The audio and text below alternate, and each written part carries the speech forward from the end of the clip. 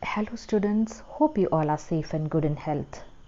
Today we are going to study the 11th lesson of Magic Place textbook, The Diamond Necklace. Children, have you heard about the saying, greed keeps men forever poor, even the abundance of this world will not make them rich. It is very true that greed will always make a man poor. So our lesson, The Diamond Necklace, is based on the theme greed.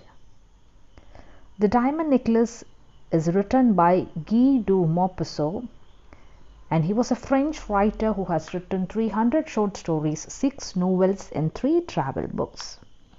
The Dumpling is considered as his masterpiece. His other works include The Piece of String, The Horla, Our Modern Ghost and Bellholm's Beast. In all his stories, the human life and destinies as well as social forces are described. Children, the main character in the story is a lady called Mathilda. And she was a lady who was not at all satisfied with her life. She wanted to go to a wedding function wearing very costly jewels. And you know what happened? She lost that when she was rushing back to home. And in order to pay the debt back, the whole family had to work hard. Since she borrowed the jewelry from one of her friends, her husband had to work very hard to repay the amount. So let us listen to the story. Now everybody take page number 72. The Diamond Necklace.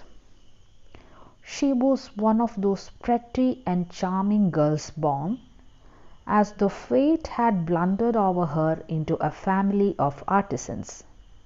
She had no means of being known, understood, loved and wedded by a man of wealth and distinction. So she let herself be married off to a clerk. However, she was very unhappy, as though she had married beneath her. She suffered endlessly, feeling herself born for every delicacy and luxury. When she sat down for dinner opposite her husband, who took the cover of the soup tureen, exclaiming delightedly, "Ah, what could be better?" She imagined delicate meals, gleaming silver, and tapestries peopling the walls with folk of a past age and strange birds in fairy forest. She had no clothes or jewels, as these were the only things she loved. She longed to charm, to be desired, to be widely attractive and sought after. One evening her husband came home holding a large envelope in his hand. "Here is something for you," he said. Swiftly she tore the paper and drew out a printed card on which was written, "The Minister of Education and Madame Ramponneau request the pleasure of the company of Monsieur and Madame Loisel at the Ministry on the evening of Monday, January the 18th. Instead of being delighted as her husband had hoped, she flung the invitation across the table, murmuring, "What do you want me to do with this?" So children, in the first 2 paragraphs that we have read, it is said that Matilda was a lady who was born in the family of artisans. Artisans means people who make things with their hands and are skilled in a trade. She was born in the family of an artisan because of a bad luck or fate, because of some mistakes, or she think like that. Because of a mistake or maybe because of fate, she was born into a family of artisans, and there was no means of getting famous, loved and wedded by a man of wealth and distinction. Distinction here refers to merit that sets someone apart from others. A person with good job, there was no chance for her to be wedded to a person who's rich, so she herself set to marry a clerk. Clerk means a person who do all the recordical work, keep the accounts. It's called a clerk. And she was always unhappy. You know why? Because she thought that she was born to enjoy delicacy and luxury. Delicacy means fineness. Then when she sat down for dinner, her husband was sitting opposite. Husband just opened the lid of the soup. Tureen means large deep serving dish with a lid. So he just opened the tureen. He just removed that lid from the soup, and he was so happy to see such a wonderful dish. So he just said what could be better. But the lady was not happy. She was thinking about delicate meals, beautiful pots and beautiful plates. Then tapestries. Tapestries here means it's thick cloth with colorful and ornate designs woven into, which are hung on walls. So this lady was actually a lady who loved luxury. So normally in the house also she expected everything to be in a luxurious mood. She want good plates, she want delicate meals, she want tapestries around the wall, all the decorations beautifully embroidered things she want. Then she had no clothes or jewels, and these were the only things she loved. She always bothered about good clothes and jewels. And one evening, what happened, her husband came home, and in his hand there was a large envelope. It was something like a letter, and with much enthusiasm, much happiness, he handed over the letter to Matilda. She just opened that and found, what was that? The Ministry of Education and Madame Brampano request the pleasure of company of Monsieur and Madame Loisel at the Ministry on the evening of Monday, January the 18th. So they are having a party. So husband thought that Matilda will be happy, but the response was just the opposite. She flung the invitation across the table. That means she just threw it, and she said, what do you want me to do with this? What do you want actually? I got this invitation, and what should I do with this? She was a bit angry and she murmured. Why, darling, I thought you would be pleased, she asked impatiently. What do you suppose I am to wear at such an affair? He had not thought about it. He faltered. Why, the dress you go to the theatre in, it looks very nice. What is the matter with you? He asked, concerned as she began to cry.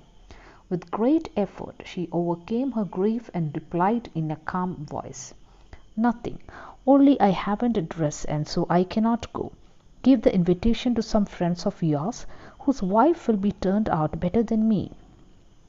Look here, Matilda, he persisted. What could be the cost of a suitable dress which you could use on other occasions as well? Something very simple. She thought for several seconds, wondering how large a sum she could ask for without bringing upon herself an immediate refusal and an exclamation of horror from the careful-minded clerk. At last she replied, I don't know exactly, but I think I could do it on 400 francs.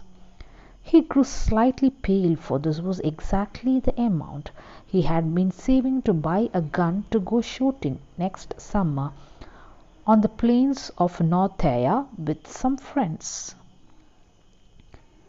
Nevertheless, he said, Very well, I'll give you 400 francs. As the day of the party drew near, Madame Loisel seemed uneasy and anxious. One evening her husband asked, What is the matter with you? I have no jewels to wear, she replied.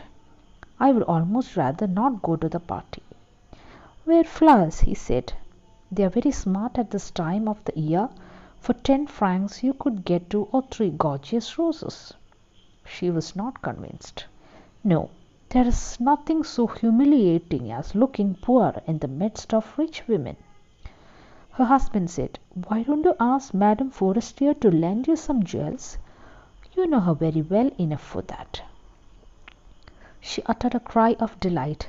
"That's true, I never thought of it."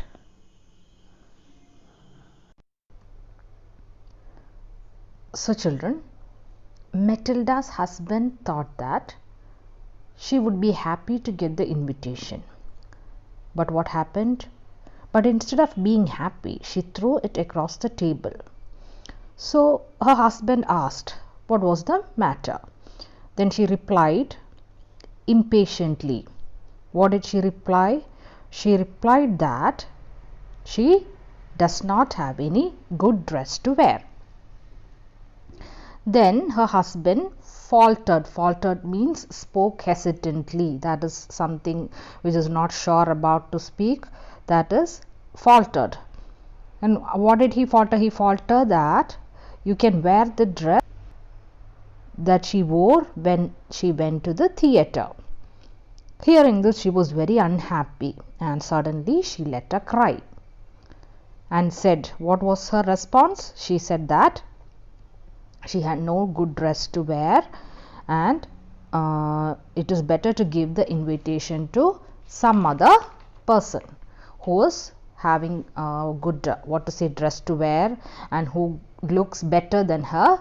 You can give that invitation to some of your friends. So after hearing this constant complaints from wife, what did the husband responded? He responded by asking, can you please tell what will be the amount of the dress? For a new dress, how much money you want? Then she replied after thinking. She was thinking a lot. Why? Because sometimes her husband will not allow her to buy a new dress, or sometimes he would reject the amount. When he hear the amount, sometimes there might be a chance of rejecting. So she was so conscious about telling the amount. So she thought for a while and said that it could be 400 francs. So hearing this, what happened? Her husband grew pale. Grew pale here means that he got a bit tensed and worried thinking about the money.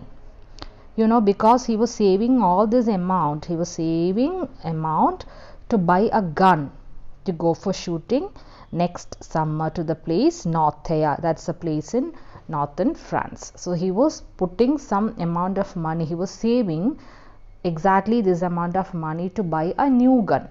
And now his wife has asked for a new dress to come to the party, which was hosted by Ministry of Education.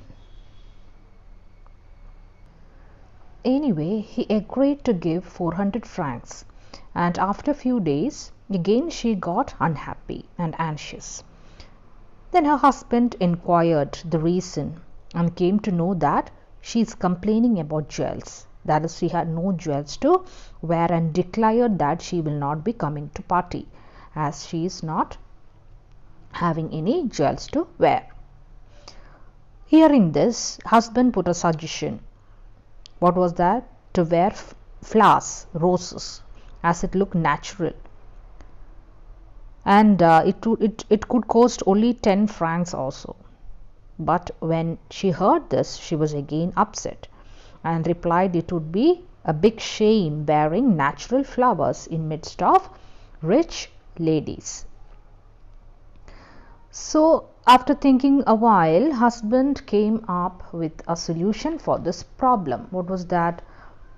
To ask to Madame Forestier to lend some jewels, and she know her very well. So husband came up with a solution of asking some jewels from Madame Forestier. Madame Forestier may be her friend. She might be a very rich lady. So he asked, you can ask the help of your friend Madame Forestier, as you know her very well. Hearing this suggestion from her partner, she was so happy. She uttered a cry of delight. Delight means happiness, something which exciting you, find you utter a cry of delight. So she was so happy and said that it is true, and she didn't even thought about it.